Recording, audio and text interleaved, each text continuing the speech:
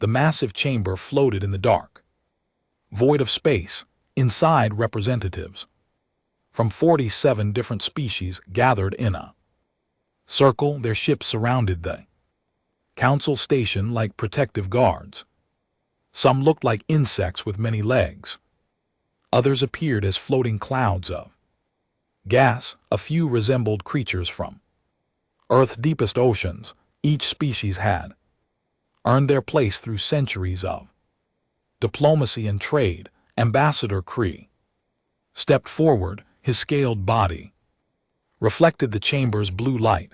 The Vorlon Empire controlled 12-star systems. They viewed themselves as the strongest military force in the known galaxy. Kree's voice boomed through the translation devices. Honored Council members, Kree began, we have discovered a new world. The inhabitants call it Earth. They barely possess the ability to leave their own planet. Their technology is primitive. Their weapons are laughable. We propose immediate action. Murmurs spread through the chamber. Several ambassadors leaned forward with interest. The discovery of new worlds always created opportunities for expansion and profit. What do you suggest? Asked Council Speaker Van. The ancient celestial being had guided the council for 300 years. Her voice carried weight that few dared to challenge. Kreth displayed holographic images above the center platform. The images showed blue and green planet, cities covered its surface. Vehicles moved along designated paths. Small aircraft flew through the atmosphere. Their largest vessels barely reached their moon. Kree explained. They fight among themselves constantly. Multiple governments control different regions. They possess nuclear weapons but lack the ability to direct them beyond their own solar system. The Voran Empire requests permission to begin subjugation protocols. Ambassador Thora of the Merchant Guild stood next. Her forearms gestured excitedly. The prospect of new resources and trading opportunities made her eager. We support this action, Thora announced. However, we suggest careful extraction of resources. These humans might serve better as workers than as casualties. Their population exceeds 7 billion. That represents significant labor potential. Other voices joined the discussion. Some argued for observation. Others pushed for immediate exploitation. The debate grew louder. Council members raised their voices to be heard above the chaos. Then the chamber fell silent. The temperature dropped. The air itself seemed to freeze. Every being in the room felt the presence before they saw it. A figure materialized at the center of the chamber. It appeared as pure light at first, then the light condensed into a form that resembled no known species. The keeper had arrived. Even the eldest members of the council had never seen the keeper in person. Stories passed down through generations described this being as ancient beyond measure. The keeper witnessed the formation of the first galactic civilizations. They watched empires rise and fall. They remembered events that occurred millions of years before the current council existed. The keeper's voice resonated through the chamber. It bypassed the translation devices and spoke directly into the minds of every creature present. Do not provoke Earth. For simple words, yet they carried the weight of absolute certainty. Kreth recovered first from the shock. His warrior training kicked in. He straightened his posture and addressed the keeper with forced confidence. With respect, Ancient One, Kreth said carefully, these humans possess no technology that threatens us. They cannot even travel faster than light. What danger could they possibly represent? The keeper turned its attention to Cree. The ambassador felt as though his very soul was being examined. I have seen what you have not. I have witnessed what your short lives cannot comprehend. Humanity is unlike any species you have encountered. They are primitive. Thora interjected. Our scans confirm this. They still use fossil fuels for energy. They experience disease and famine. They have not achieved unity even on their own planet. The keeper's form pulsed with an emotion that might have been sadness or perhaps warning. You judge them by your standards. You measure their worth by your technology. This is your first mistake. Council Speaker Vin raised her hand for silence as one of the few beings old enough to remember the keeper. From ancient text, she understood the gravity of this moment. Ancient One, Vin spoke with proper respect. Please help us understand. Why should we fear a species that poses no immediate threat? The keeper seemed to consider the question. Fear is not what I ask of you. Understanding is what I offer. Humanity evolved on a world you would classify as a death world. Every day of their existence was a battle for survival. They did not simply adapt to their environment, they conquered it. Many species evolved on difficult worlds. Cree argued. The Vorlons themselves faced great challenges. Did you hunt your predators until they became prey? The keeper asked. Did you cross frozen wastelands and scorching deserts? Not because you had to, but because you wanted to know what lay beyond. Did you look at the stars and decide they belong to you? Silence filled the chamber. Again, no ambassador had an immediate answer. The keeper continued. Humans are persistent hunters. They do not give up ever. When they decide on a course of action, they will pursue it until success or death, usually success. They call it determination. I call it terrifying. We have superior weapons, Kreth insisted. His voice carried less confidence now. For now, the keeper acknowledged, but humans do not need superior weapons. They need only time and motivation, and if you attack them, you will give them both. The council members looked at each other uncertainly. Some appeared convinced. Others remained skeptical. The merchant guilds calculated profit margins. The military factions assessed tactical advantages. Ambassador Cree made his decision. With all due respect to the keeper, the Vorlon Empire cannot ignore opportunity based on ancient warnings. We will proceed with our plans. Several other ambassadors nodded in agreement. The promise of new resources and territory outweighed their caution. The keeper observed them all without judgment. Then I have fulfilled my duty. The keeper stated, I have delivered my warning. What you do with it is your choice, but know this, every species that has underestimated humanity has regretted it. Some no longer exist to share their regrets. The light that formed the keeper's body began to fade. Before disappearing completely, the keeper spoke once more. When you see what humans become when threatened, remember that I warned you. Remember that you chose this path, and most importantly, remember that humanity does not fight wars to win. They fight wars to ensure their enemy never threatens anyone again. The keeper vanished.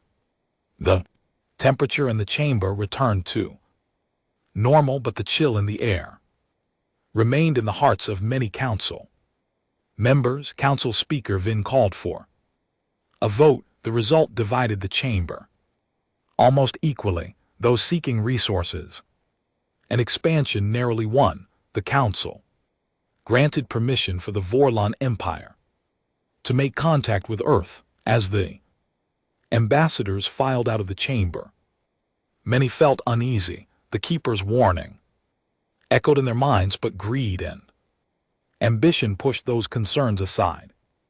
After all, what could a primitive species really do against the might of established galactic powers? They would soon find out the Keeper existed outside normal time and space. After leaving the council chamber, the ancient being drifted through memories that spanned millions of years. These memories held the truth about humanity, the truth that the council refused to accept.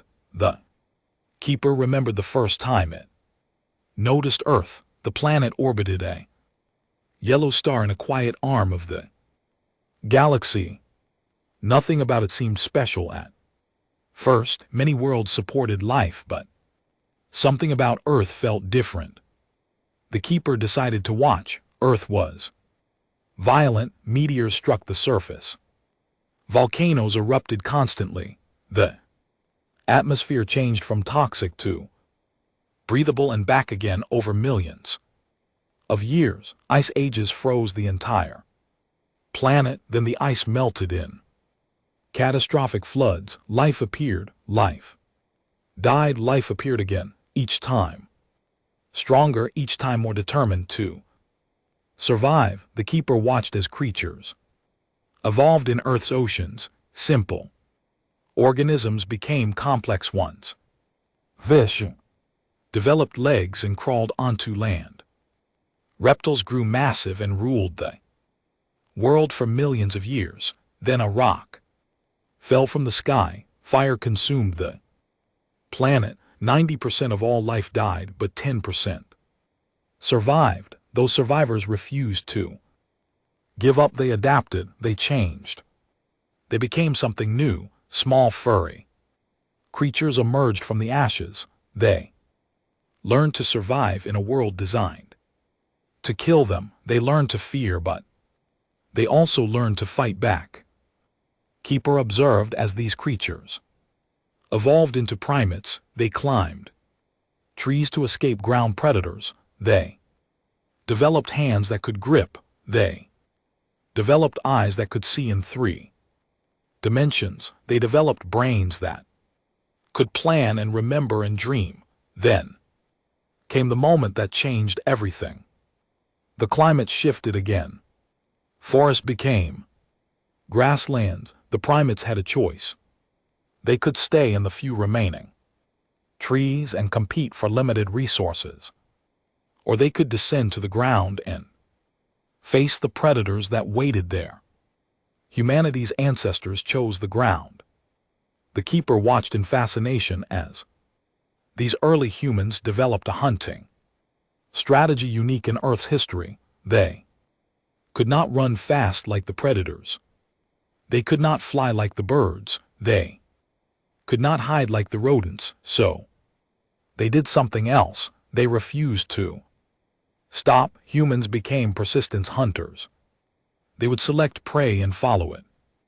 The prey would run. The humans would follow. The prey would hide. The humans would find it. The prey would run again.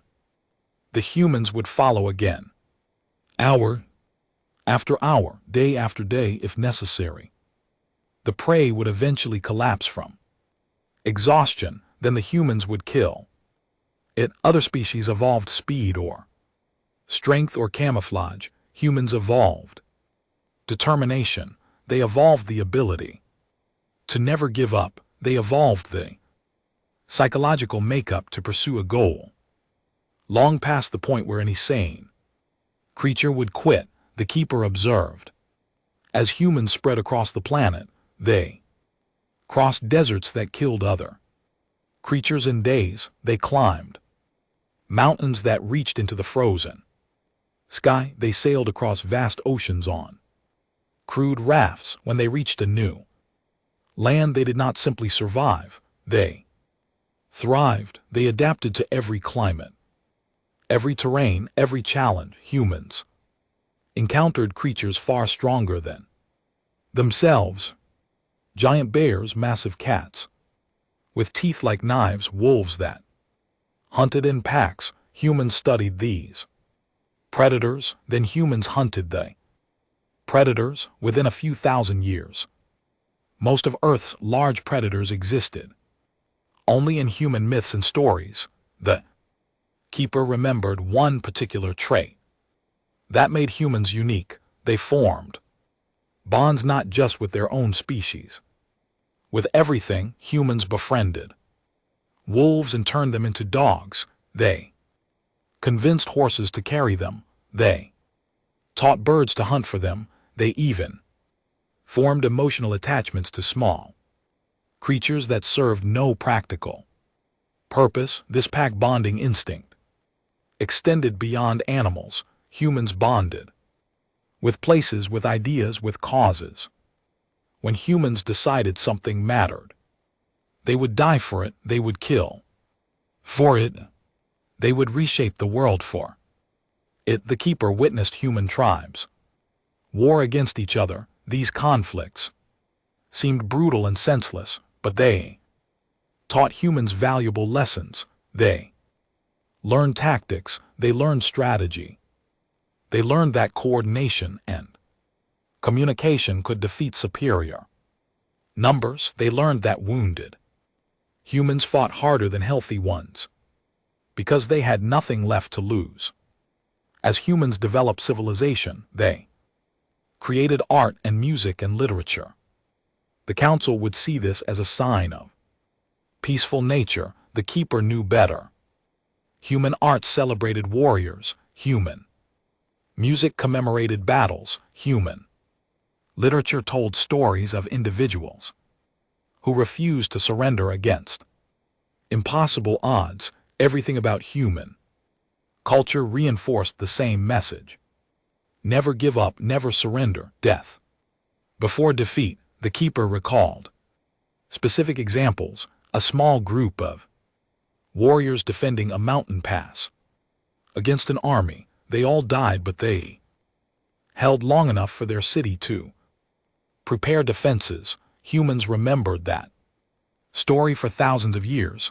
They told it to children. They carved it into stone. The message was clear. Sacrifice matters. Determination matters. Victory matters more than survival. Another memory surfaced. A human explorer trapped in frozen wilderness. His expedition failed. His companions died.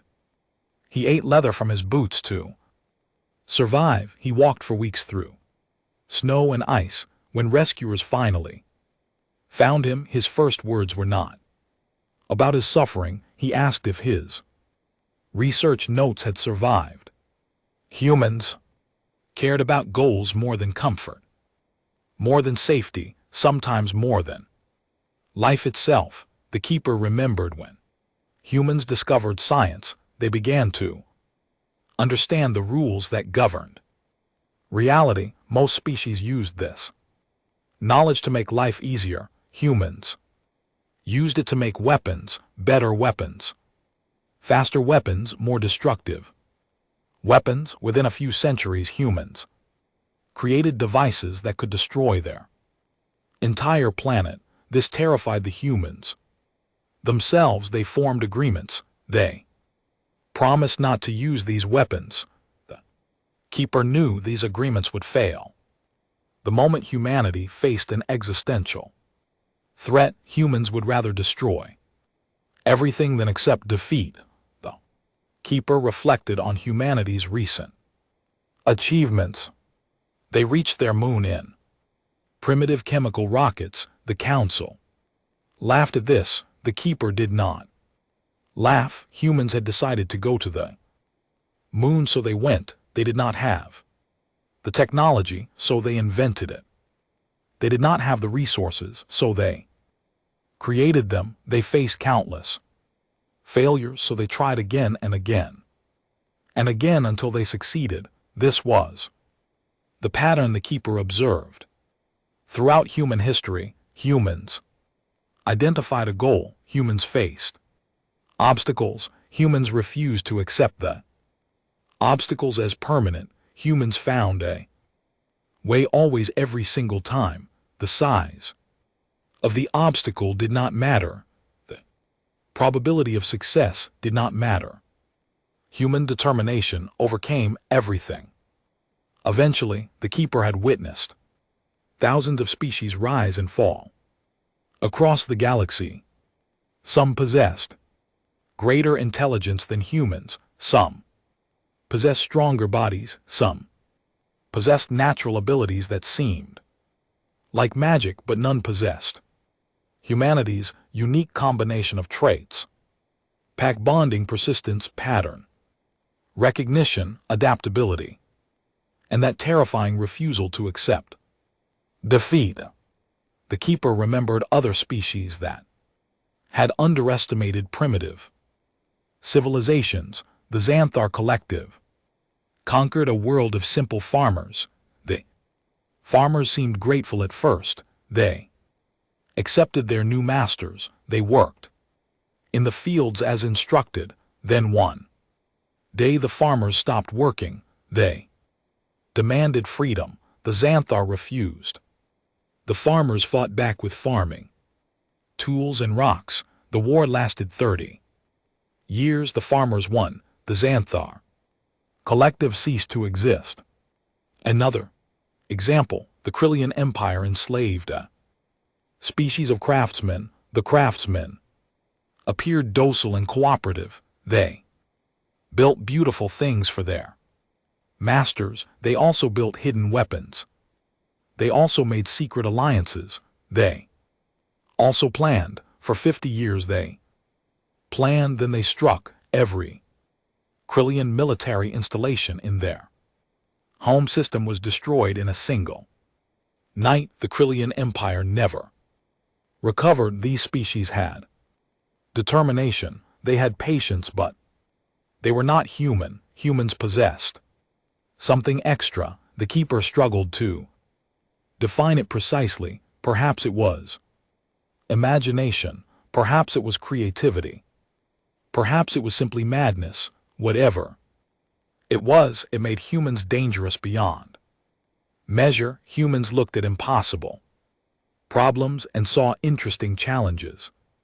They looked at certain death and saw acceptable risk. They looked at overwhelming enemies and saw future victims. This psychological framework made humans nearly impossible to defeat.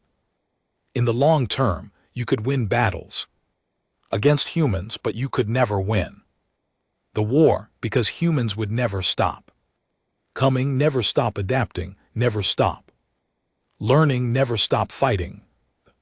Keeper floated in the void between dimensions. The warning had been delivered. The council had received their chance to avoid catastrophe. Most had chosen to ignore the warning. The Vorlon Empire would attack Earth, and the keeper knew exactly what would happen next. Humanity would face its first real contact with alien intelligence. That contact would be violent. That violence would unite humanity in ways nothing else could, and once united, once given a common enemy, once shown that threats existed beyond their own planet, the galaxy would learn what the keeper had known for millions of years. Humans were not ready for galactic civilization. Galactic civilization was not ready for humans. Commander Zurak studied the blue planet through the view screen of his flagship. The Vorland fleet consisted of 30 warships. Each vessel carried enough firepower to destroy a city. Zurak had commanded conquest on 12 different worlds. This one would be the easiest. Scan complete. Reported as tactical officer. The humans have detected our presence. They are attempting communication on multiple frequencies. Ignore them, Sarek ordered. Prepare the demonstration. Target their lunar Colony, the smaller settlement on the dark side, the weapons officer worked. His console, numbers scrolled across. Displays, energy readings climbed. The flagship's main cannon charged with enough power to punch through. Mountain target locked, the weapons officer announced, fired Z-Rack. Commanded, a beam of pure energy lanced. Across the void, it struck the lunar colony precisely, domes that housed 3,000 people exploded into dust, metal, and glass and plastic scattered across the moon's surface. Human lives ended. An instant, Zarek watched the destruction with satisfaction. The demonstration would show these humans the futility of resistance. Now came the ultimatum, open a channel to Earth. He ordered all frequencies, make sure every human hears this message. The communications officer nodded, lights blinked on his console. Within seconds, every radio, television, computer, and communication device on Earth received the same transmission. ZRA spoke clearly.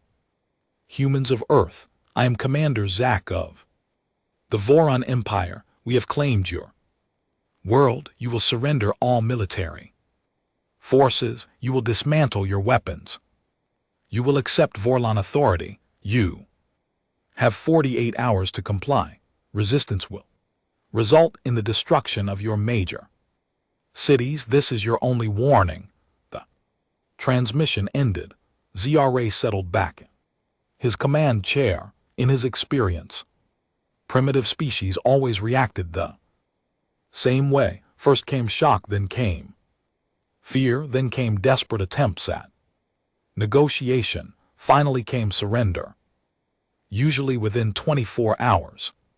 Certainly within 48. On Earth, billions of humans received the message simultaneously. Television broadcasts were interrupted. Emergency alerts screamed from phones. Radio stations went silent then. Broadcast the alien ultimatum. The planet held its breath. In the United Nations building, leaders gathered in emergency session. Representatives from every nation crammed into the chamber. Translators worked frantically. Screens displayed the Vorlon fleet hanging above their planet like a death sentence. We must negotiate, argued the delegate from a small European nation. We cannot fight ships that can destroy us from orbit. Negotiate what? Demanded the Russian ambassador. They have given us no terms except surrender. They destroyed our people without warning, without reason. They killed 3,000 humans. To demonstrate their power, the Chinese delegate stood, her voice cut through the arguing. We have spent centuries fighting each other. Perhaps this threat can unite us instead. Silence fell across the chamber. Enemies looked at each other. Old grievances suddenly seemed petty. Ancient territorial disputes felt meaningless. For the first time in human history, every nation faced the same enemy, an enemy that threatened not just one country or one alliance, an enemy that threatened the entire species. The American president activated her microphone. I propose immediate cooperation. Complete cooperation. We share all military technology. We coordinate all defensive efforts. We respond as one unified world. Agreed, said Russia. Agreed, said China. Agreed, echoed voices from around the chamber. Within 12 hours, something unprecedented occurred. The United Earth Defense Force formed. Military commanders who had spent careers planning war against each other now sat at the same table. Scientists who had guarded national secrets shared research freely. Industries converted from civilian production to military manufacturing. the Vorlon fleet. Monitored Earth's communications, Sarek. Read the reports with confusion. They are not attempting to negotiate, his intelligence officer reported. They are organizing, unifying. Commander, these humans are preparing to fight. Zach laughed. Fight with what they have. Chemical rockets and primitive explosives. Let them waste their time. It changes nothing. But something in the intelligence reports troubled him. The speed of human response seemed unusual. Most species spent days in confusion and panic. Humans had organized a planetary defense in half a day. They moved with purpose and precision. On Earth, factories that built cars were told to build weapons. Companies that manufactured electronics shifted to military systems. Universities opened their laboratories. Researchers shared data across international networks. The planet's entire economy pivoted toward a single goal: survival. Nuclear missile silos opened. Launch codes were updated. Targeting systems received new coordinates, not aimed at other human cities anymore, aimed at the Vorland fleet, humanity's most destructive. Weapons pointed upward for the first time. Mining vessels on asteroids received new instructions. Their drilling equipment could be weaponized. Their cargo of raw materials could become kinetic projectiles. Civilian ships in orbit prepared to ram Vorlon vessels if necessary. Humans converted everything they had into potential weapons. 48 hours passed. Sarek expected a message of surrender. Instead, he received something else: a transmission from Earth, a simple message broadcast on all frequencies. You killed our children. We are coming. 5 words: no negotiation, no plea for mercy, just promise, a threat, a declaration of war. Zarek felt something he had not experienced in decades of military service, a cold sensation in his chest. Not quite fear, not yet, but close. They attack, his tactical officer asked with disbelief. Zach checked the sensors. Human vessels were launching from Earth. Dozens of them, crude chemical rockets. Ships designed for cargo transport. Modified mining equipment, everything humanity could throw into space was heading toward the Vorlon fleet. This is suicide, his weapons officer observed. Zarek watched the approaching human ships. They came from all directions. No formation, no coordination, just raw aggression, pure determination. He recognized that look. He had seen it before, in cornered predators, in wounded soldiers, in beings that had nothing left to lose. Destroy them, Zra ordered. His voice sounded less confident than before. Borland weapons opened fire. Energy beams sliced through the void. Human ships exploded. Debris scattered across orbital space, but more ships kept coming. For every human vessel destroyed, 2 more launched from Earth. Then something unexpected happened. One human ship did not try to attack. It did not try to maneuver. It simply accelerated directly at a Vorland cruiser. Maximum thrust, no deviation. The human ship struck the cruiser at thousands of km/h. Both vessels exploded. The Vorland cruiser broke apart. Atmosphere vented into space. Crew died instantly. The human ship ceased to exist, but its crew had achieved their goal. They had destroyed a ship that outclassed them in every way, through simple physics, through mass and velocity, through the willingness to die. 3 more human ships copied the tactic. 3 more Vorland vessels died. Zra stared at his displays in horror. These humans were not fighting a conventional battle. They were using themselves as weapons, sir. His communications officer said quietly. We are receiving thousands of transmissions from Earth, citizens, volunteering to pilot the next wave of ships. They know they will die. They are volunteering anyway. ZRA suddenly understood the Keeper's warning. These humans were not like other species. They did not calculate odds. They did not consider surrender. They had decided to fight, so they would fight with whatever they had for as long as it took until victory or extinction. And from the look of determination in their actions, extinction would claim many Vorlons before it claimed the last human. Tactical retreat, SRA ordered. Move the fleet beyond orbital range. His officers looked shocked. Foreigners never retreated from inferior opponents. Now Sarah commanded. The fleet began to pull back. As they withdrew, ZRA watched Earth's surface. Lights blazed across the night. Side cities that had been dim now burned bright with activity. Humanity was not sleeping. They were building, planning, preparing.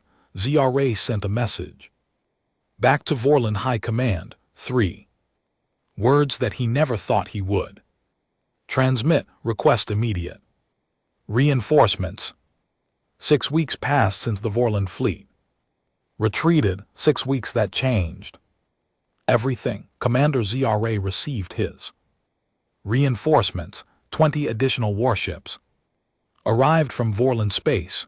The fleet now numbered 50 vessels, surely enough to crush human resistance. But intelligence reports troubled Zarak. The humans had not been idle. They had been busy, very busy. They are building weapons platforms in orbit. His tactical officer reported, converted from commercial satellites in space stations, mounting nuclear warheads and kinetic weapons, crude but effective.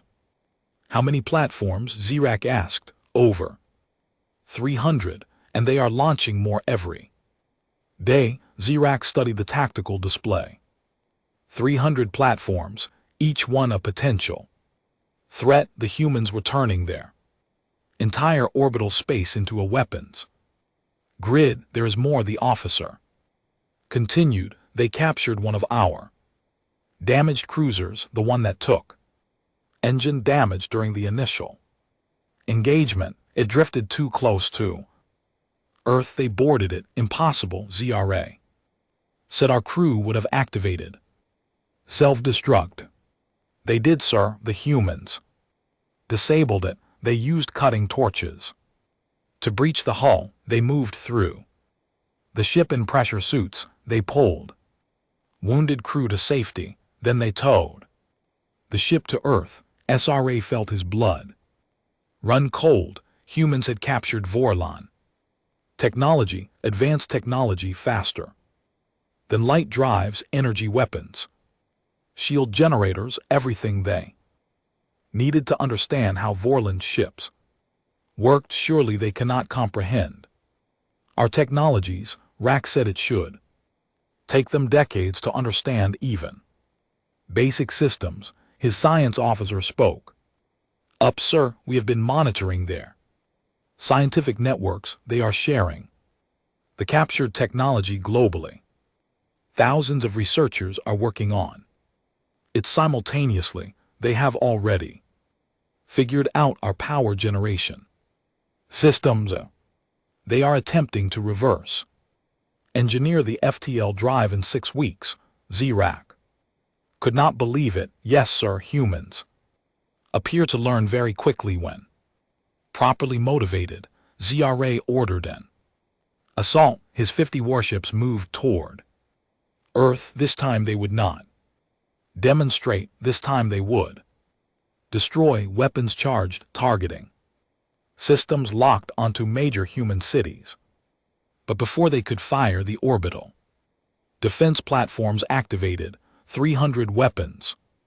Platforms opened fire simultaneously. Nuclear warheads streaked through space.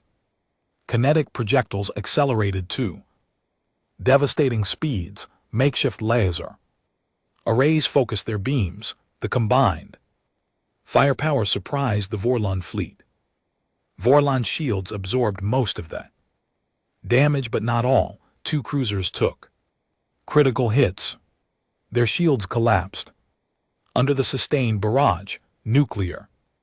Explosions tore through their hulls. Both ships broke apart, returned fires. ZRA commanded, the Vorlon fleet. Unleashed its weapons, energy beams. Sliced through space, missiles traced. Deadly arcs, dozens of human platforms. Exploded but more kept firing and more. Kept launching from Earth, the humans. Were replacing losses faster than the Vorlons could destroy them, then human. Ships arrived, not the crude chemical. Rockets from before, these ships move. Differently, faster, more precisely. Some even had shield generators, they have functional shields, Zura stared at. The display, primitive versions, his. Tactical officer confirmed, weak. Compared to ours, but they work, sir. They built these ships in 6 weeks. The human ships did not fight. Conventionally, they attacked in swarms. They used the orbital platforms for cover, they coordinated their strikes. They targeted damaged Vorlon vessels. They learned from each engagement and adapted their tactics. Most disturbing was their complete lack of fear, human. Pilots flew directly into Vorlon weapons. Fire, they sacrificed themselves to.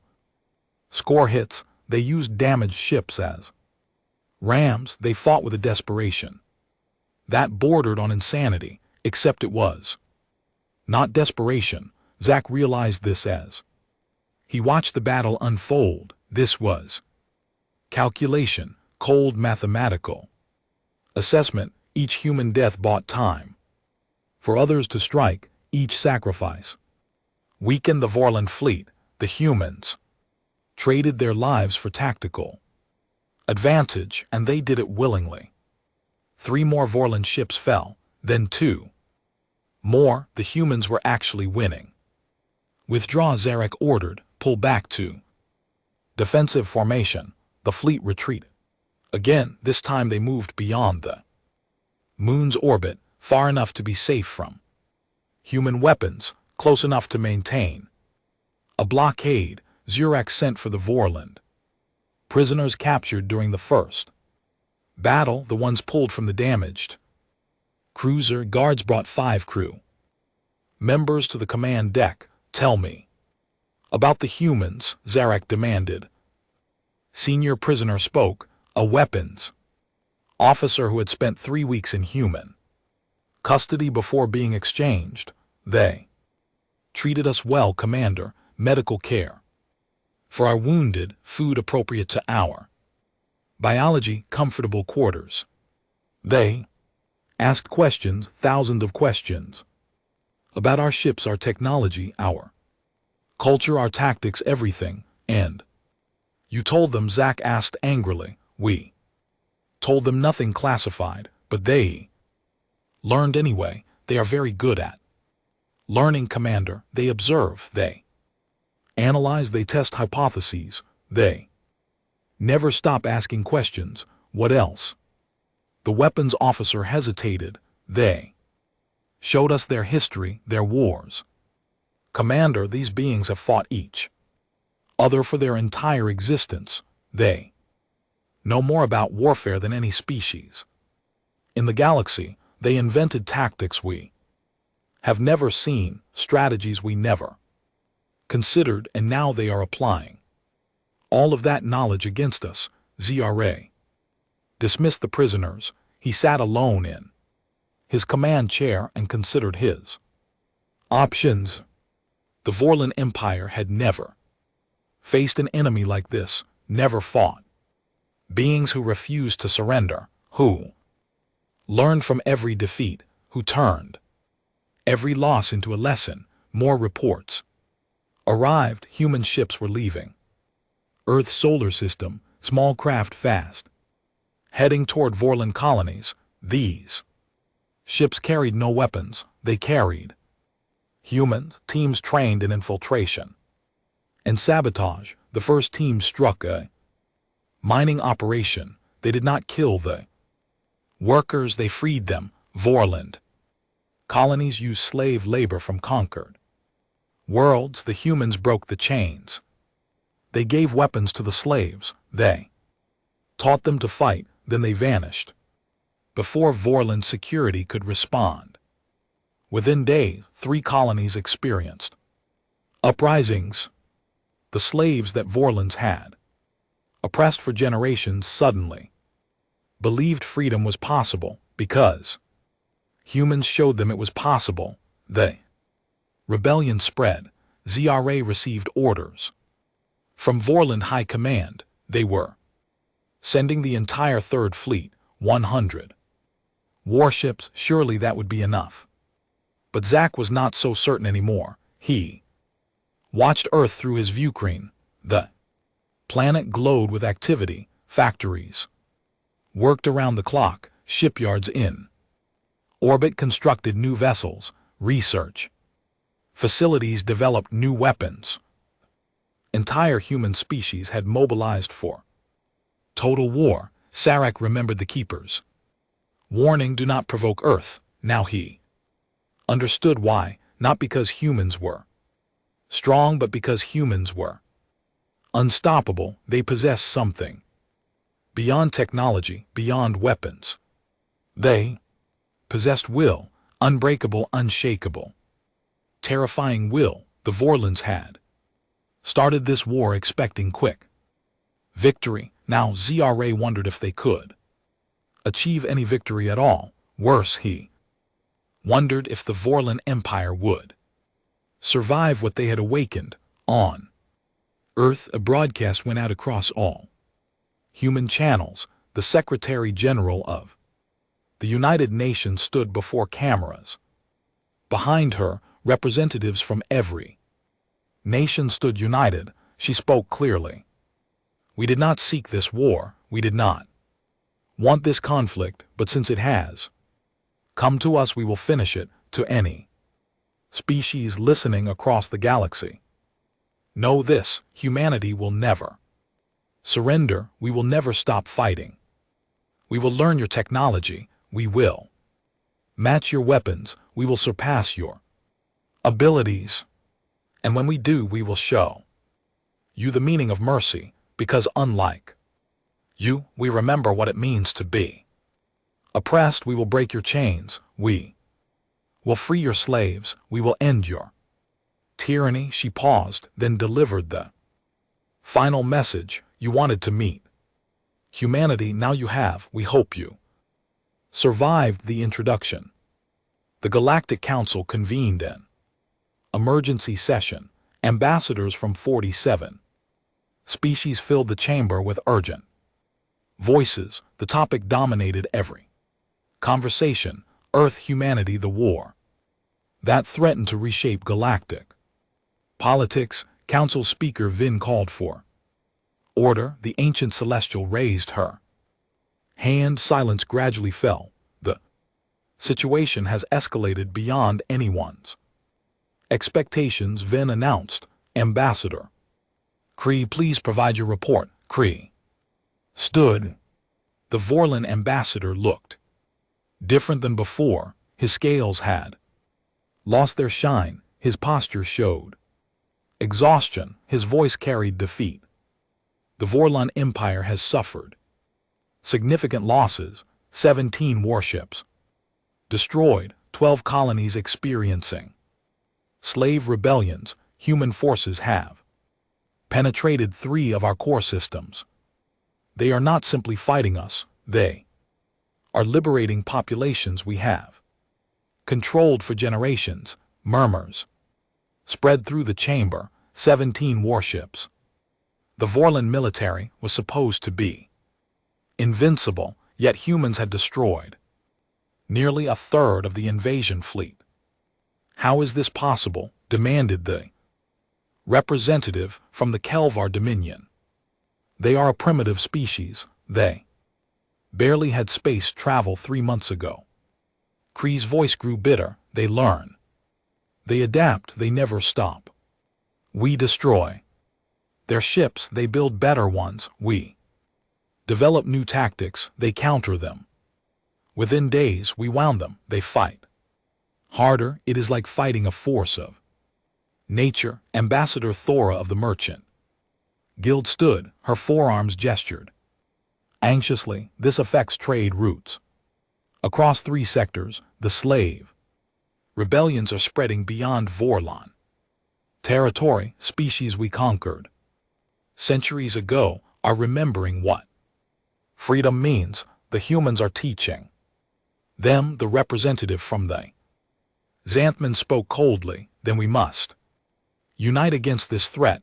The Vorland Empire clearly cannot handle humanity alone. We propose a coalition, multiple species, combined military force, overwhelming power. Several ambassadors nodded agreement. The logic seemed sound. Humanity had defeated 1 empire.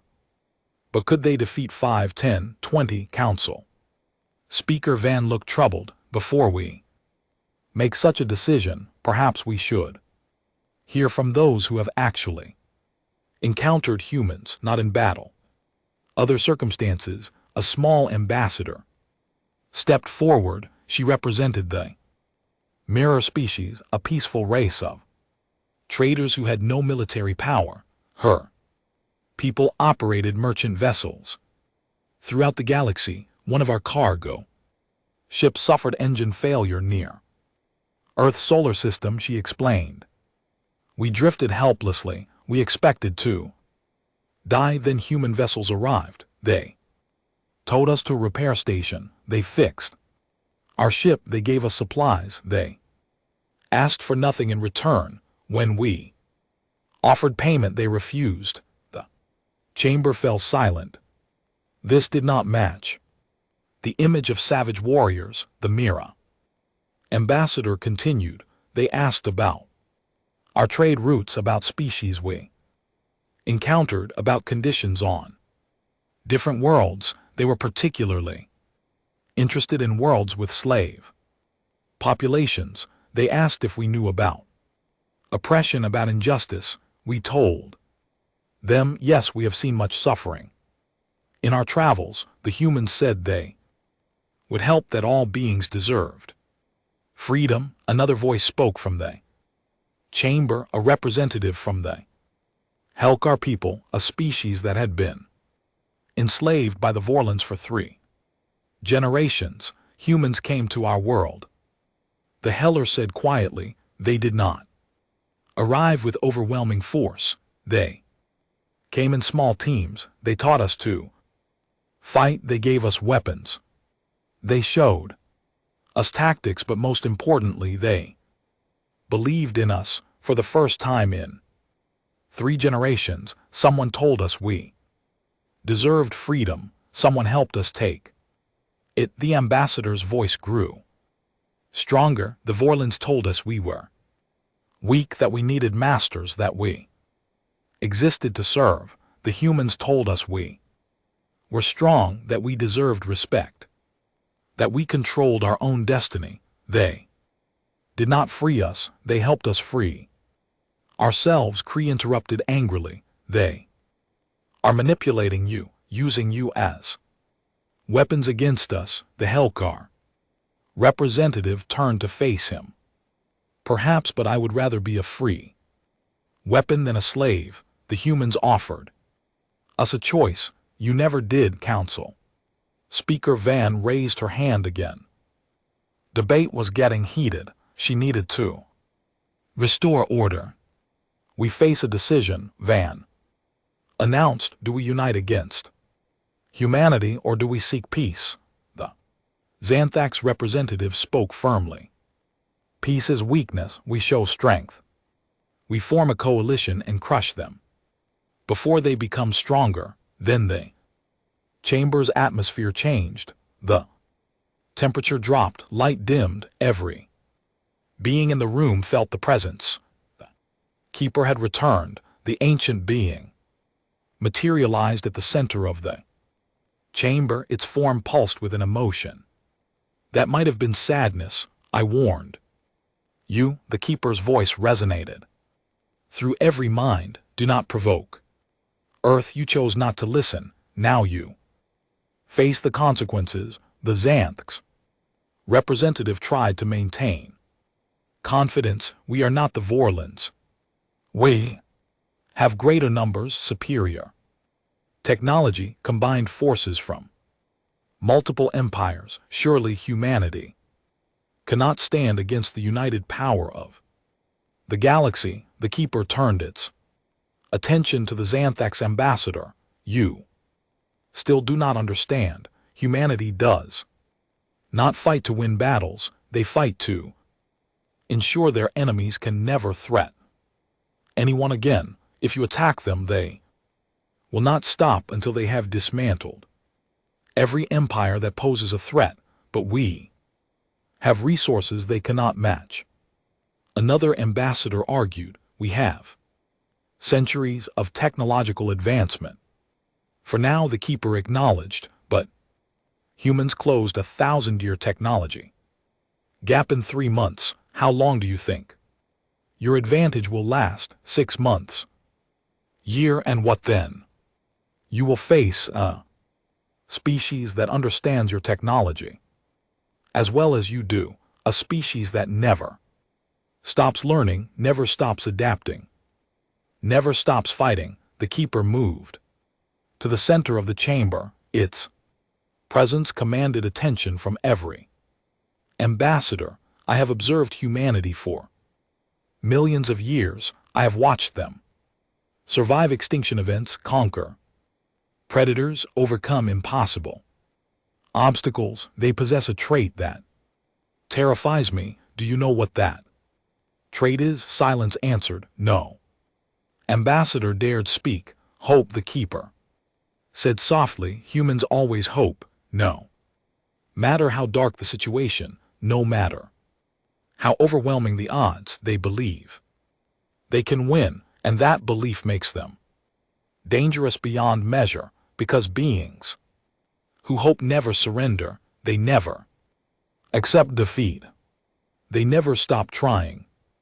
The keeper paused, then continued with greater force, but hope alone would not concern me. Humanity combines hope with something else. They extend that hope to others. They form bonds. They inspire.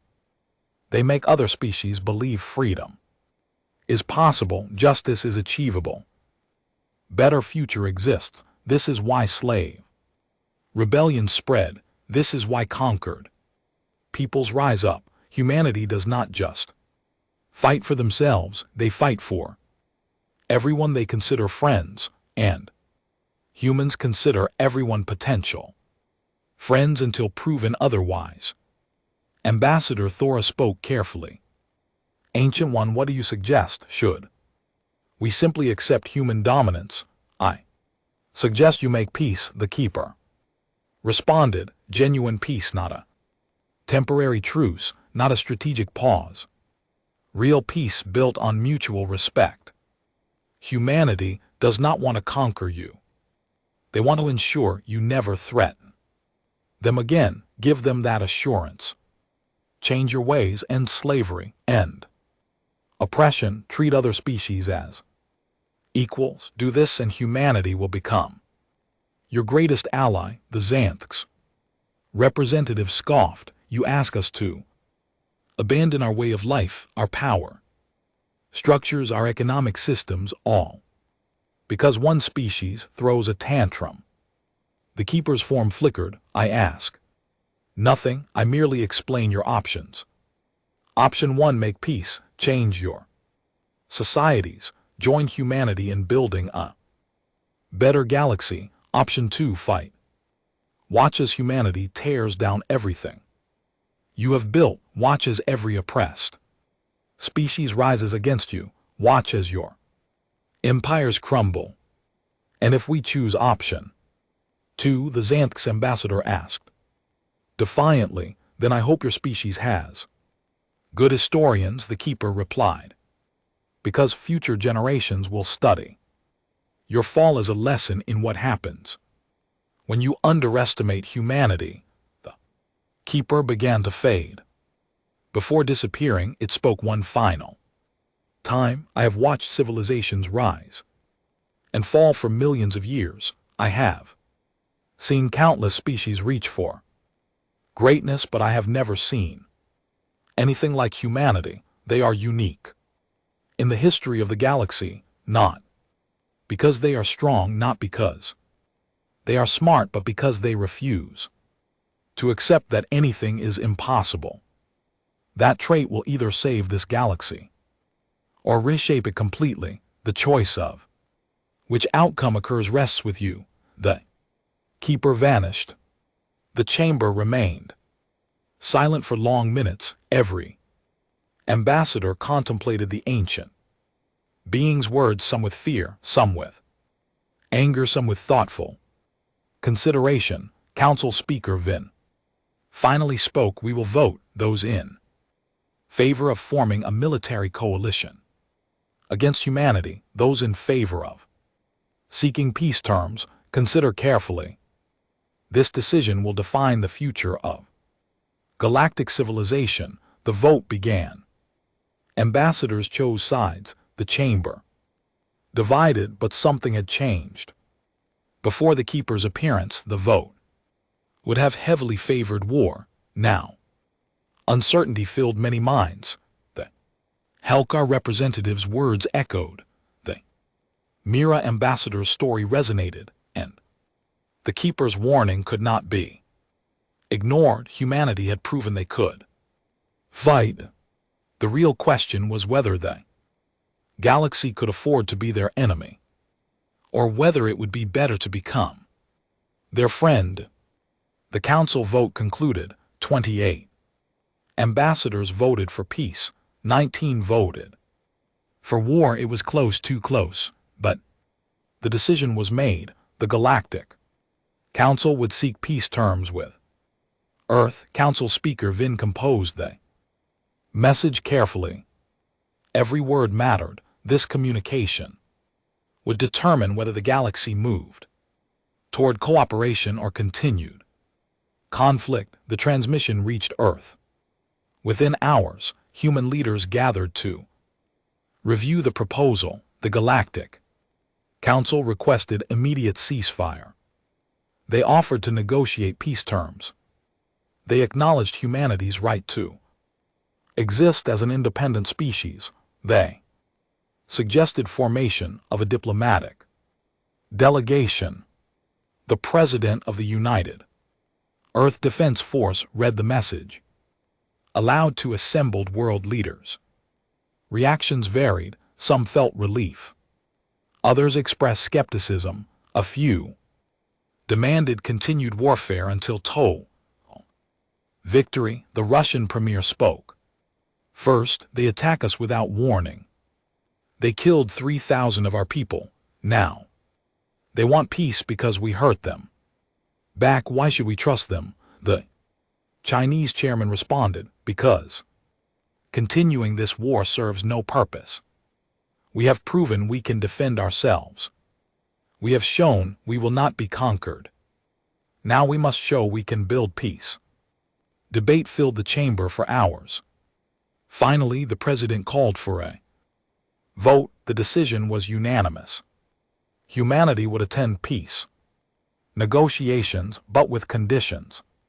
6 weeks later, a human delegation arrived at the council station. 5 representatives, each from a different continent, each representing different aspects of human civilization. They traveled in a ship built from captured Vorlon technology, improved, enhanced, made better. The council chamber filled with ambassadors eager to see humans in person, curious, nervous, some fearful. The human delegation entered through the main portal. They walked with confidence. Their eyes took in Everything observing, analyzing. Learning, Ambassador Chen Li spoke for. Humanity, she was a former diplomat from China, now she represented all of Earth. Her voice carried clearly through the chamber. We come in peace, she began. But we come with demands. We will not accept simply returning to the status quo. Too much has changed, too much blood has been spilled. We propose a new framework for galactic civilization. Council Speaker Vin gestured for her to continue. Please share your proposals. Ambassador Chen activated a holographic display. Text appeared above the center platform. The Covenant of Equals. The document outlined a new vision for galactic society. First, Chen announced universal species rights every sapient being deserves.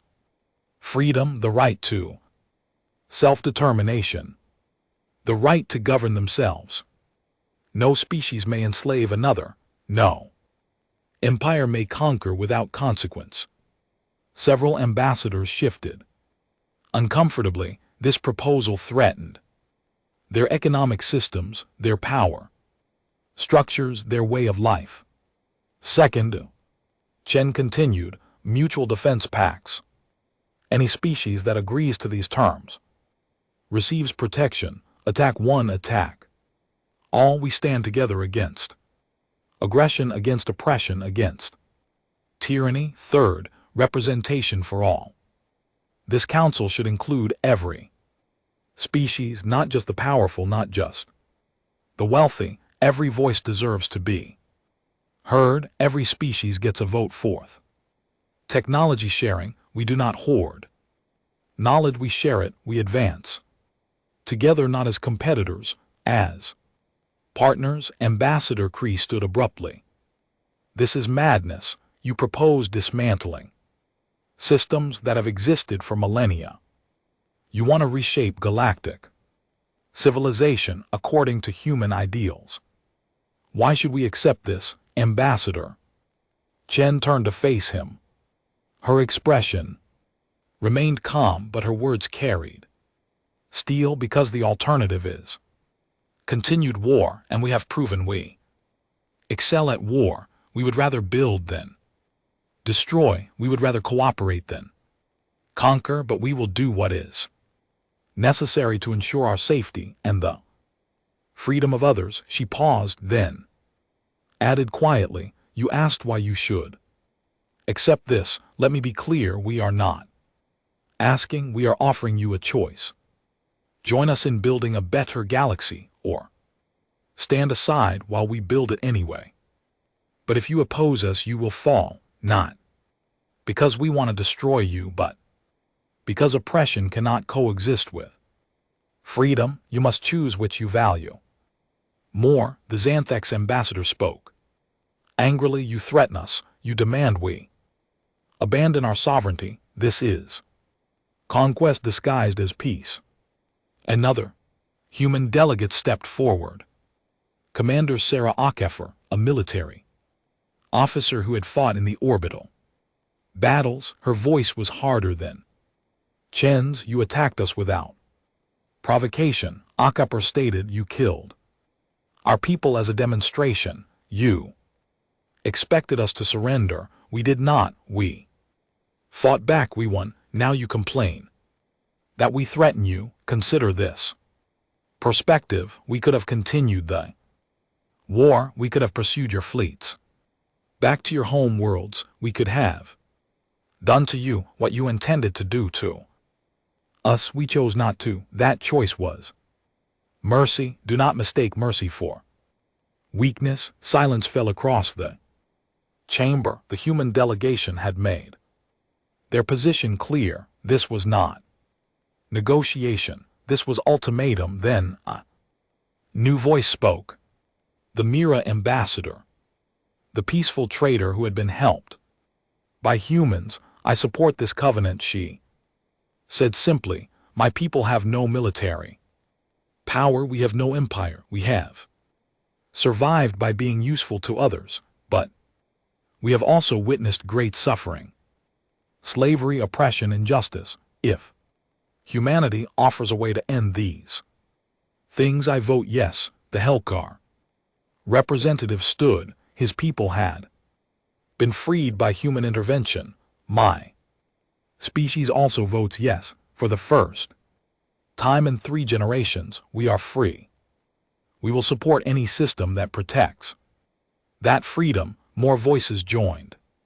Species that had been conquered, enslaved, oppressed, one by one they pledged support.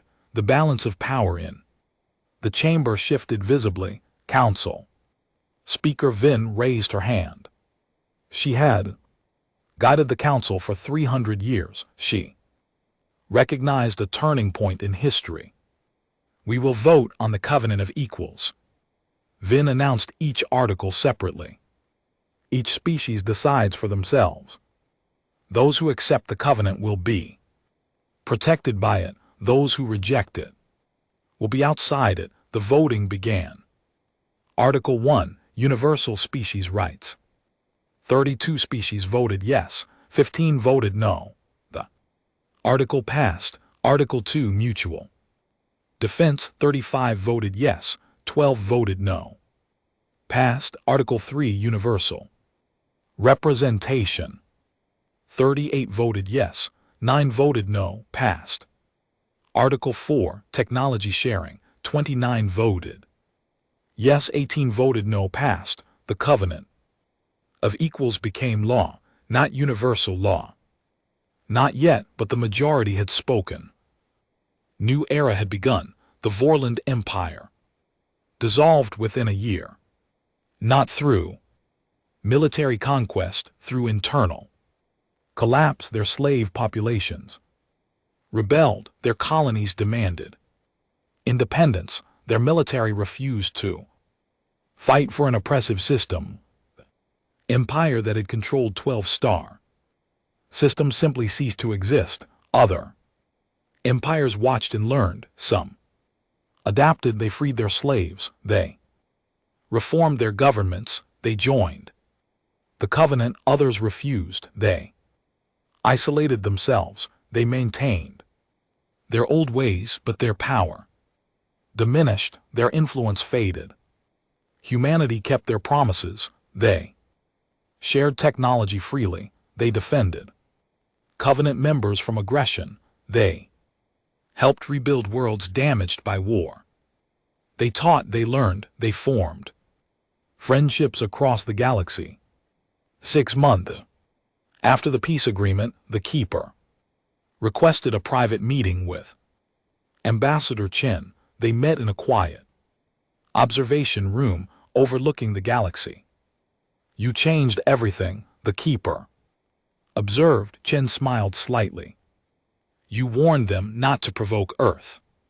They did not listen. The Keeper's form pulsed with something that might have been amusement. I warned them not to provoke Earth. I should have warned them. What would happen if they did? You did not simply defend yourselves. You transformed galactic civilization. That was always going to happen. Chen replied. Once we reached the stars, once we met other species, humanity would never accept a galaxy built on oppression. We spent too long fighting against it on our own world. We understand what tyranny cost. We will not permit it to continue. The Keeper moved closer to the observation window. Stars stretched endlessly before them. And if species refuse, if they fight against your new order, then they will fall. Chen said simply, not because we want war, but because freedom is not negotiable. Justice is not optional. We will offer peace to anyone who accepts these principles, but we will not compromise on them ever. The Keeper was silent for a long moment. You terrify me, it finally said, and I have existed for millions of years. Chen turned to face the ancient being. Why do we terrify you? Because you mean it, the Keeper replied. Every word, every Promise you will do exactly what you say. You will reshape the galaxy. You will end oppression. You will spread freedom, and nothing will stop you. Not superior numbers, not advanced technology, not time, not death. You will persist until you succeed, or until the universe itself ends. That determination, that absolute refusal to accept defeat, that is what terrifies me. The keeper paused, then added more softly, but it also gives me hope. For the first time in millions of years, I have hope that the galaxy can become something better, and I learned that hope from you. Chen smiled. Hope is what makes us human. Hope and the belief that we can make things better, not perfect, but better, always better. That is enough. They stood together in silence, an ancient being and a human ambassador, looking out at the galaxy, watching as dozens of species began to embrace new philosophies, as slave worlds gained freedom, as oppressive governments reformed or fell, as the covenant of equals